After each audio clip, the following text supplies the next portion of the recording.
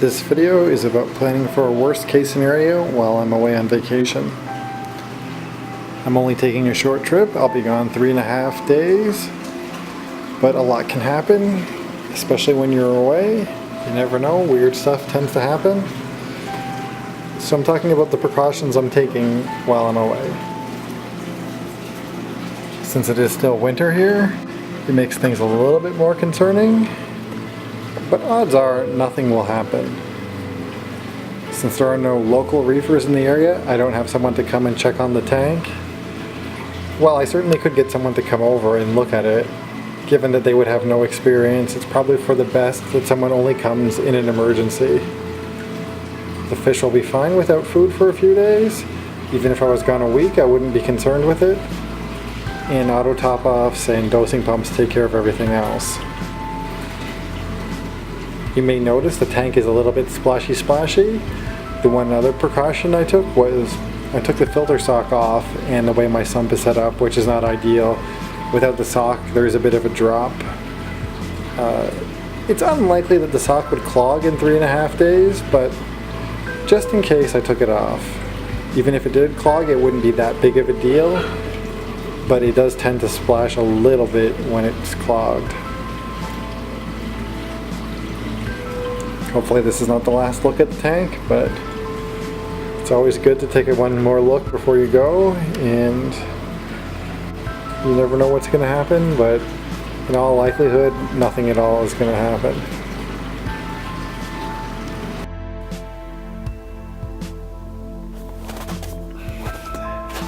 So if the power does go out, all he'll have to do is open up the shed. And the generator is right here. I did just fire it up to make sure everything is good. It's got a full tank in it. And I have 2 additional gas cans, so that's about 36 hours worth of fuel. Hopefully the power won't go out any longer than that. Otherwise you'll have to get some gas.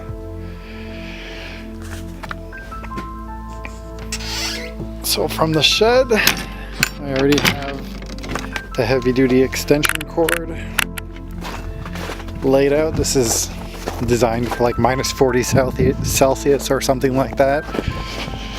So I'm already running it.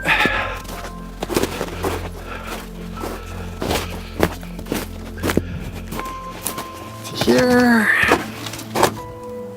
And I'm just going to leave it here, that way he won't have to do as much. This door, which I forgot to unlock before I came out, is where my frag tank and sexy shrimp tank is.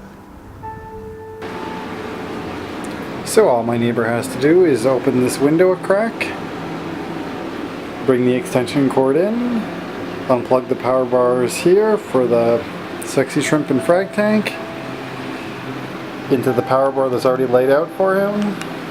Then an extension cord will continue on. I have labeled the outlets that need to be plugged in with green tape. Another extension cord will cut across to here. Everything else here will be plugged in.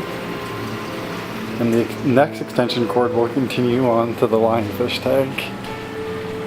This is kind of a bit of a jumbled mess, but it's the easiest way to do things. My neighbor doesn't know anything about reef tanks, so he's only going to come if there's a power failure. I'm only gone about 3.5 days, so the fish will be fine. The only other slight concern is it's still winter, and this is actually how I heat my house. We do have electric baseboard heating as well, and the generator probably could handle some of that, but I have no idea how to hook it up. For those who know nothing about wood stoves, which was me before I moved here, this stove will actually heat my entire house, which is about 1,700 or 1,800 square feet. So he'll have to throw some wood on the fire. This will actually keep the house warm for at least 12 hours if you fill it all the way.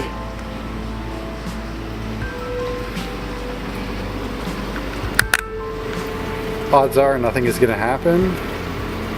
I'm only gone about 3.5 to 4 days, but better safe than sorry. Power failures here are certainly more common than in the city, but realistically it's only about a 1 in 1,000 chance that he'll actually have to come. Rather than try and get him to feed the fish and stuff like that, which I'm sure he could do, there's no reason to risk it, since I'm not gone long enough that the fish will starve. I mean, even if I was gone a week, I probably wouldn't have somebody feed the fish. I could always install auto feeders, but in a week your fish are not going to starve. That's about it. This is a little bit of extra precaution and a little bit of mess, but this way I'm covered in case something happens. This is probably not something you think about when you go away, and in most cases it's an even slimmer chance than this, but it's kind of like a reverse lottery. Better safe than sorry. Thanks for watching, and happy reefing.